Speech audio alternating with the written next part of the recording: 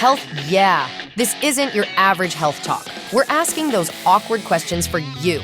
We're digging into the health, wellness, and medical news that matters to you. We're cutting through the clickbait with facts you can trust, from uncomfortable questions to breakthrough science. It's a dose of real news you can use. This is Health Yeah with Monica Robbins, your prescription for life. Joining me now is Dr. Randy Vince, who is the Director of Minority Men's Health at University Hospitals in Cleveland. Thank you so much for being here. Absolutely, it's a pleasure. So talk to me about what do you think is the biggest concern men of color have relating to their health, and what would you like them to know? Yeah, I think we have to, there's a narrative that as men of color specifically, that we can tough things out, and until things are, nagging you on a constant basis, that you don't need to get checked out. And one of the things I want to do is dispel that narrative, because usually it does not matter the medical condition when we're talking about hypertension or high blood pressure, diabetes, or even cancer like prostate cancer. You don't have symptoms until things are really advanced. And so we want to keep things from getting to that point.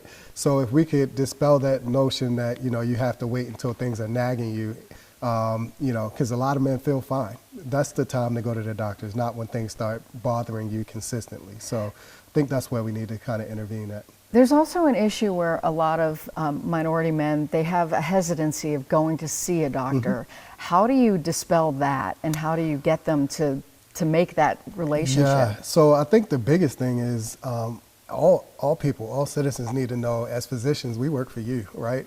So the notion has been this thing of not feeling heard. And so because of that, they don't want to go. I don't want to come to you and talk to you about what I'm experiencing, and then, you completely miss what I'm telling you, or you just, kind of dismiss it. So I think if we could start to get people to realize that, we work for you guys as physicians. Our job is to serve. If we could see that, then people will feel more empowered. So people should know, if they don't like the doctor, go find another doctor. Oh, absolutely, absolutely. I tell my patients all the time, and as I'm a cancer surgeon, so if I have a patient with a new diagnosis, I welcome them to get a second opinion, because I know what I'm telling them is the right thing. So if you have someone who, takes that to heart and, doesn't want you to get a second opinion, then you should probably seek somebody else. Another thing that men often do is they wait for their women to tell them to go, but that's they right. don't have to do that. No. And I think, with knowledge, the old saying, when you know better, you do better. I think that's the reason why we have to really push this knowledge out, so that way men know, you have access to health systems. We want to kind of intervene before things start to get bad. So if we could get that kind of drilled in, I think we'll have a tide change. One of the biggest problems, though, is that there's a shortage of primary care physicians. There is, yes. So what do you tell men? How do you start getting those basic things checked? And it's also important for people to know that preventative care is covered. Yes, absolutely. So most preventative care is 100% covered. There may be a small copay depending on your insurance. But we also have, in addition to physicians, some advanced practice providers too that can offer primary care services. So, don't be ashamed or afraid of having a nurse practitioner or physician's assistant who can also provide that primary care to you. And then if you need it, they can refer you to a specialist.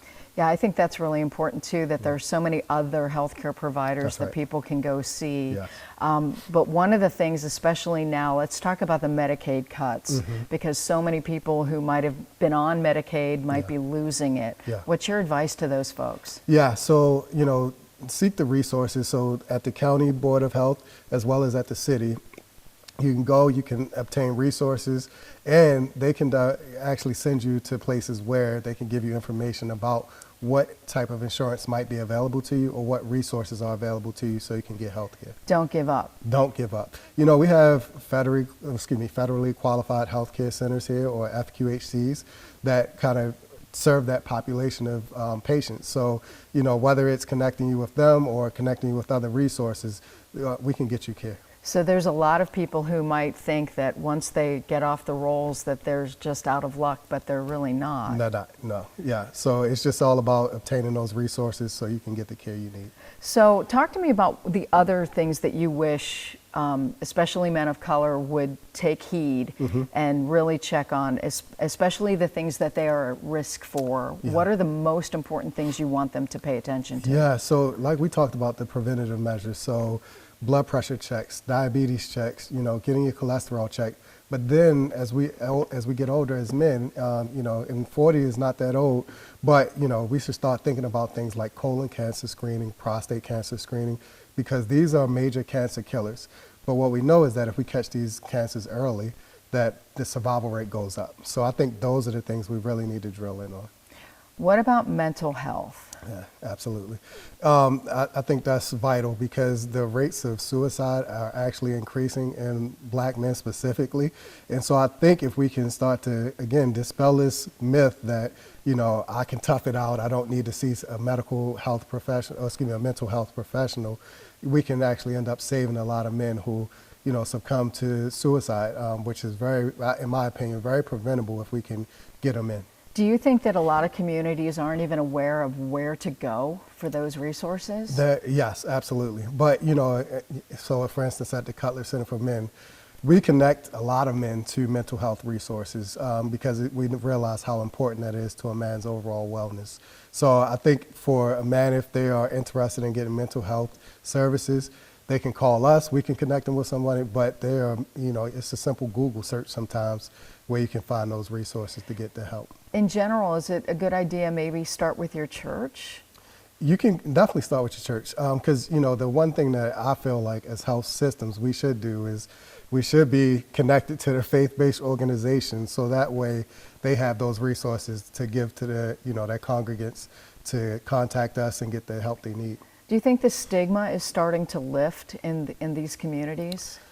Yes, but not fast enough. And I think that's why we continuously see this rate of suicide increase. But I do think this stereotype around, you're weak if you get mental health treatment or you see a therapist, I think that is starting to turn, but we just need to kind of change that a little faster, in my opinion. If they're not ready yet, what about group therapy? What about a bunch of men getting together and talking about their issues together? Is that cool, if you will? Yeah. So I think even the number of those groups are increasing. It's just not increasing fast enough, right? Because there's this mentality that is often had, whereas if I talk to a man about my struggles, then I seem weak. And that's what we really need to dispel, because leaning into your struggles is actually takes a lot of strength, not weakness. So I think once when men start to grasp that a little more, we'll start to see, increased numbers of those groups, but also increased number of men getting the treatment they need. But they also need to know they're not alone. Absolutely, absolutely. And I mean, to deal with, there's so many things that impacts our overall health on a day-to-day. So to have a bout of depression, for instance, or anxiety, that is not abnormal. Many of men face that, many of women face that, so I think if they can realize that this is not abnormal and you don't have to try to tough it out, you're not in this battle alone, that you have people who want to help you, then maybe we can see a real tide change. Do you think a lot of people don't understand depression and anxiety is a chemical change in the brain? Yeah. Can you talk about that? It is, and it could be triggered from so many different, it could be environmental stimuli, there could be things that are going on in your personal life, right, that you're going through a hard time, and that actually does cause hormonal changes in our bodies, which can cause depression or anxiety. And I think if people realize, like, okay, this is something that is physical interaction going on in my body, then maybe they won't see it as a weakness. The social determinants of health. I don't think a lot of people maybe take those into context of how that can impact your mental health, but also your physical health. Can you talk about what people should know and also what they could do about it? Yeah, so, I think the one that I always look to is, for instance, poverty, right? Because I think that in itself has an overarching impact on so many different parts of our lives. So, from the environment you live in, the pollution that you deal with, which can cause things like asthma or, other respiratory conditions, your access to healthy, nutritious foods. All of those things impact your overall physical well-being in addition to your mental health, all right? And so I think if we start to really process that and think through okay, this is, these social determinants of health all impact our health, and it's despite whether or not you just go to the doctor or not, right? So I think that's the biggest thing. And then once we start to realize that, we can start empowering our communities to do different things, whether we're talking about tackling poverty, talking about, farmers markets and getting nutritious foods, all of those things help make an impact. All right, final thoughts. What do you want men to know?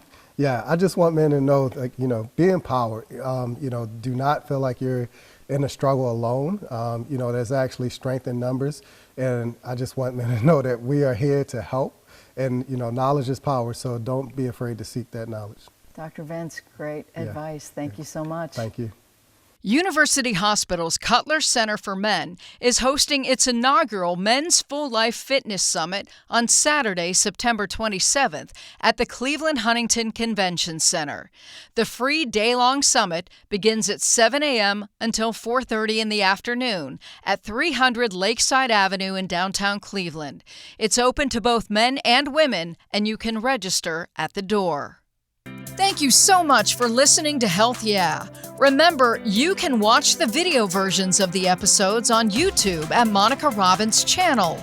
Subscribe and follow my work and never miss an episode at author.com/Monica Robbins. Find me on X and Instagram at Monica Robbins, and I'm also on Blue Sky Social at monicarobbins.bsky.social. And you can follow me on Facebook at Monica Robbins, WKYC in parentheses. Wishing you the best of health, and stay tuned for your next dose of information. Monica Robbins is not a medical doctor. All content presented in this program is for informational purposes only. It is not intended to be a substitute for professional medical advice and should not be relied on as health or personal advice. Always seek the guidance of your personal doctor or qualified healthcare professional with any questions regarding your health or medical condition. Thanks for listening to Health Yeah with Monica Robbins from WKYC Studios. Subscribe now so you never miss an update, and find more on everything you heard right here on WKYC.com, the WKYC app, and WKYC Plus on your smart TV.